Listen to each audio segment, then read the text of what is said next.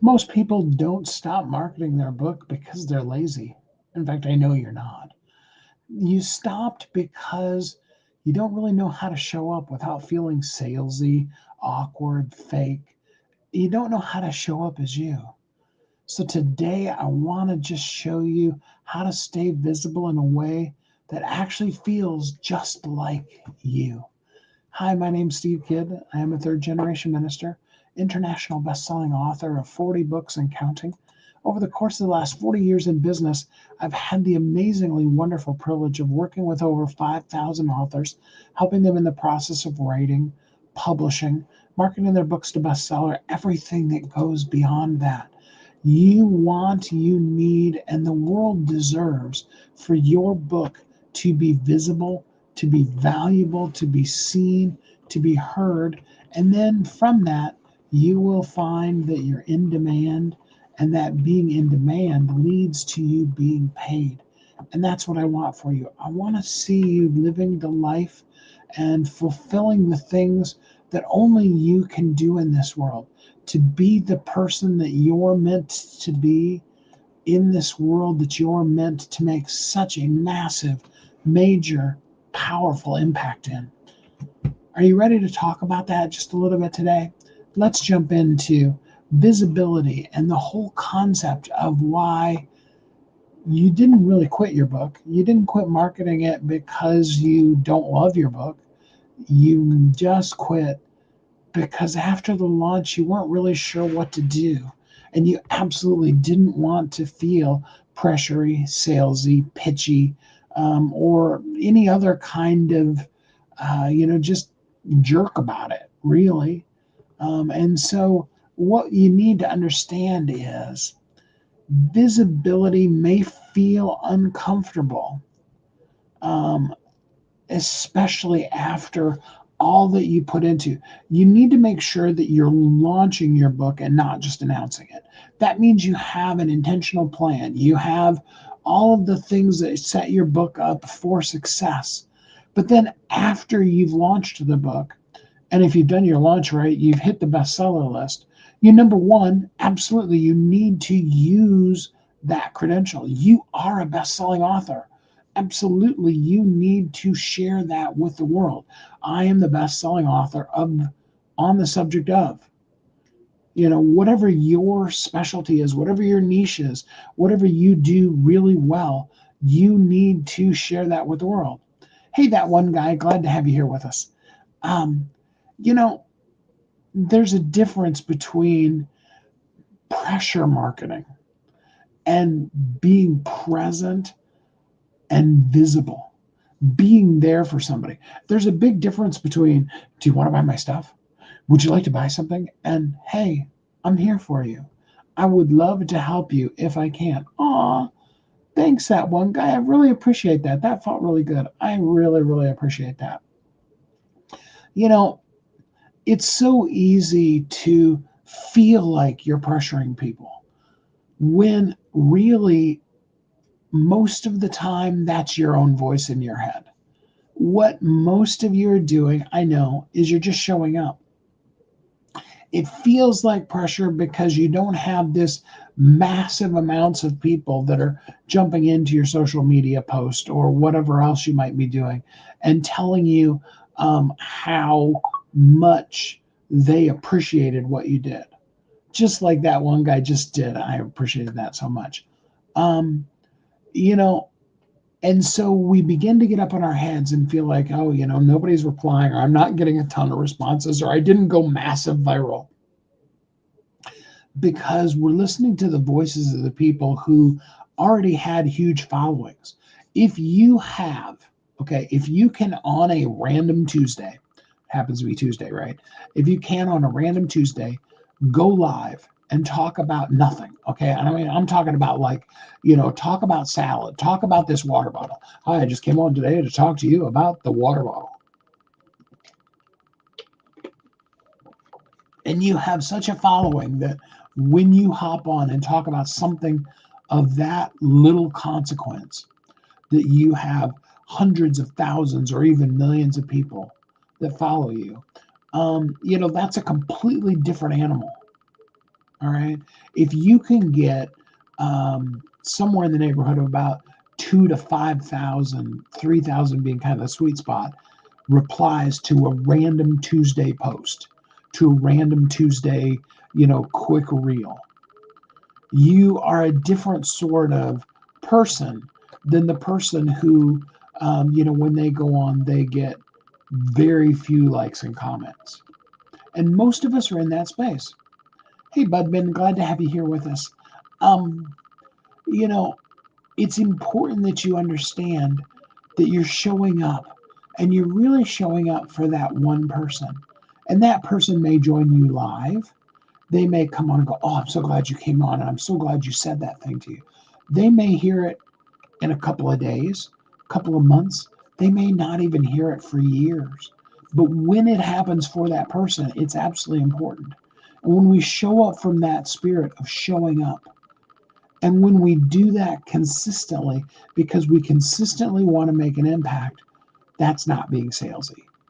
And I want to kind of give you permission to let go of that mind trash that we all have. Okay, so don't feel bad about it. We all have that runs through our heads. I want you to release that from yourself and really allow yourself to see how incredibly cool you are and hear yourself doing the things to help others versus just all the judgment that you put on yourself for things that you aren't doing to the people around you. So kind of let that go,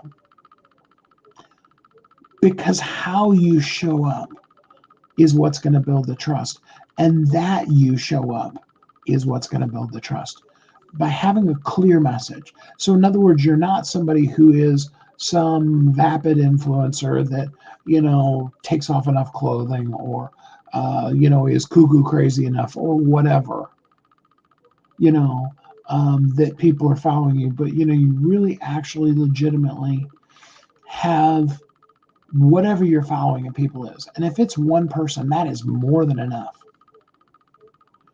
And when you show up with a clear messaging to that person and you do it consistently, they know they can count on every day, a couple times a week, whatever your posting schedule is, in whatever way you do it, they know they can count on you. And when they can sense and feel that real deep inside of you desire and intention to connect with them, then, no, Leah, glad to see you. It's good to have you here with us. Um, you know, when they feel that intention from you, they're not going to feel sold to. They're going to be glad that they spent the time with you. And that clarity, consistency, and connection, that creates the know, like, and trust. And ultimately, in the end, we buy from people that we know, like, and trust. We buy from stores that we know, like, and trust. I'm not saying we don't try out new things. Absolutely, we do. Most of the time, what do we do when we try out something new? We look at what the reviews of what other people have said about it. Very, very rarely these days do we just, and I'm not saying it doesn't happen, but do we just, on a wing and a prayer, go walk into some random restaurant? Now, if you happen to be on the road and you're driving down the road and, you need to stop and have lunch, a lot of times, first of all, we stop at places that we know, chain restaurants or things like that, because we know that essentially it's going to be similar to something we're familiar with. But sometimes, you're in small towns or whatever, and you just kind of go to the place. And let's be honest, sometimes you found hidden gems that are like, oh my gosh. And probably, if you're like me, you've probably posted, I can't believe I found this place. It's so amazing. Okay. And maybe you're their first review. And they really, really will appreciate it, because then the next time, but in those kind of incidences, we don't, pull off to the side of the road and do a whole bunch of reviews. We just see a sign and it's like, oh, that kind of food sounds interesting. That's what and it's lunchtime, and so we pull over. But other than that, we do our research. The same thing's true like when we buy clothes. You may try out a new place, but what are you going to look for before you walk out of there with a new set of clothes? Or before you walk out, I mean, especially if we start talking about car dealerships or things like that, a new real estate agent, you want to feel really connected to them. You want to know that you can trust them. You want to really truly like them and feel very, very comfortable. And when you have that know, like, and trust, then you feel really good about walking out of the place. When you feel pressured, have you ever found something that you really like, but you felt pressured by the person, and so you decided to not get it? Yeah, I understand that feeling all too well. And it's okay. What I'm saying to you today is you're not doing that. You just want to be visible as you. Show up with, all of your quirks, all of your things, everything that is you, and just show up as you. The people that you're meant to serve, they're going to click with you. Absolutely. They're going to be like, yeah, this dude's cool. And for the people who don't click, that's actually a bonus too, because that's people you don't have to deal with. And this becomes especially true when we talk about our book. We put our heart and soul and the core of who we are into our book. We don't have to share it with everybody. Yeah, if you work with me, we can definitely get you a bestseller, And if you want to do the big push and you're like, no, I want to make New York Times bestseller. Now, nobody can guarantee that, and it's not an inexpensive process, but we could help you do that too if you wanted to. Whatever level you want to show up at, whatever budget you want to do, but you want to show up with that book so that the person who needs it can really truly find it. What I'd love to do is just have you drop down below in the comments the link to your book. Let me take a look at it. I'll give you some free advice on it.